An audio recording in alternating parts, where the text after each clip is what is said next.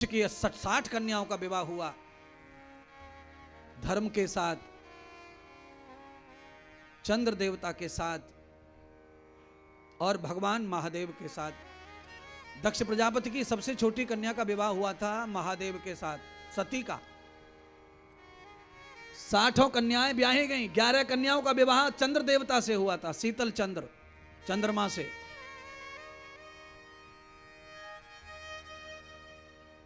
दक्ष प्रजापति ने चंद्र देवता को श्राप दे दिया था, उसके कारण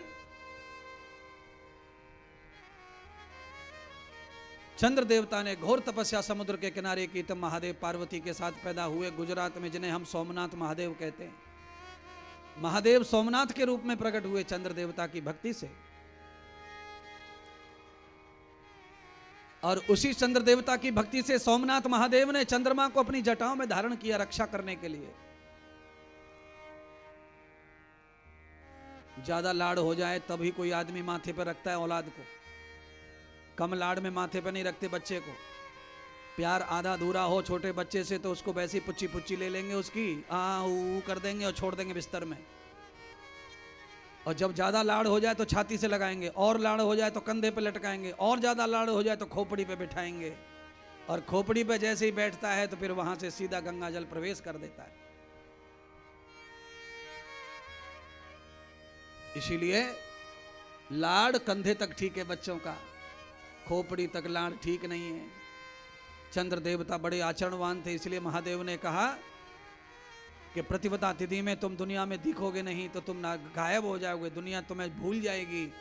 इसीलिए प्रथमा तिथि में चंद्रमा को यहाँ रख लिया, एक दिन के लिए रखा कि गायब नहीं हो जाए कहीं चंद्रदेव दुनिया की नजर से। क्यों? दुनिया को ज्यादा देर नहीं लगती भूलने में किसी को, दुनिया बहुत जल्दी भूलती है सबको। अगर दुनिया भूले ना तो जिए ना महाराज। अपने ही घर में कितने मर गए, अगर उन्हें सबको पकड़ के बैठेंगे, याद करके बैठेंगे तो हम ही मर जाएंगे याद कर करके, और वो जिंदा होने ना। इसीलिए भूलने में ही मजा है। भूल गए, सारी दुनिया ही भूलने वाली है, ज्यादा याद नहीं रखती कोई किसी को। वो तो भला करो कि राजनीति आ गई है भारत में, इसलिए राम कृष्ण सब चमक रहे। बिना राजनीति के राम और कृष्ण भी कहां चले गए थे पता नहीं है। क्यों? संसार भूलने की आदत वाला है, यहां किसी को नहीं याद रखा जाता। ये ऐसा मंच है संसार का, यहां बड़े बड़े राजा रंग का आए, किसी का पता ही नहीं है वो कहां गया। खंडर पड़े खंडर। लाल किला दिल्ली का कोई कहता खजली ने बनवाया, कोई कहता खुजली ने बनवाया, कोई कहता एहोली ने बनवाया, कोई कहता मोहम्मद ने बनवाया, पता ही नहीं चल रहा किसने बनवाया। इतिहास की कोई गारंटी नहीं होती, समय अनुसार जो लिख दिया गया अंधेरे में बस मान लिया चलता रहता है। इसलिए भगवान सुखदेव कहते हैं राजन, माता सती का विवाह महादेव जी से हो गया, और महादेव जी सती को लेके चले गए कैलाश पे। और सती माता बड़े घर की पुत्री थी और घर में छोटी थी, इसलिए सबकी लाडली थी। इस कारण सती माता को कभी भी गुरु ज्ञान नहीं मिला, भगवत ज्ञान नहीं मिला।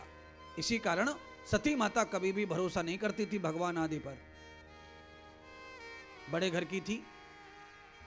शंकर भगवान ने सती को खूब मनाया कि राम भजन करो, राम भजन करो, राम भजन करो। सती ने कहा नहीं करूंगी, नहीं करूंगी, नहीं करूंगी। क्यों करूं? सती कहती मेरे तो तुम ही परमात्मा हो, मैं तुम्हारा भजन करूंगी पर राम का नहीं करूंगी। राम कौन है मैं नहीं जानती, तो मैं कैसे भजूं?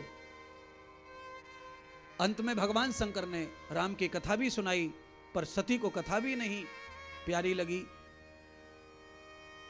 सती ने राम की परीक्षा भी ली, राम की परीक्षा में भी राम पास हो गए, तब सती ने राम को माना। पर शंकर ने उस समय सती को त्याग दिया, और जब सती को शंकर ने त्यागा तो फिर संसार में सती के लिए जगह कहां बचेगी। तूने मेरे भगवान की परीक्षा ली है,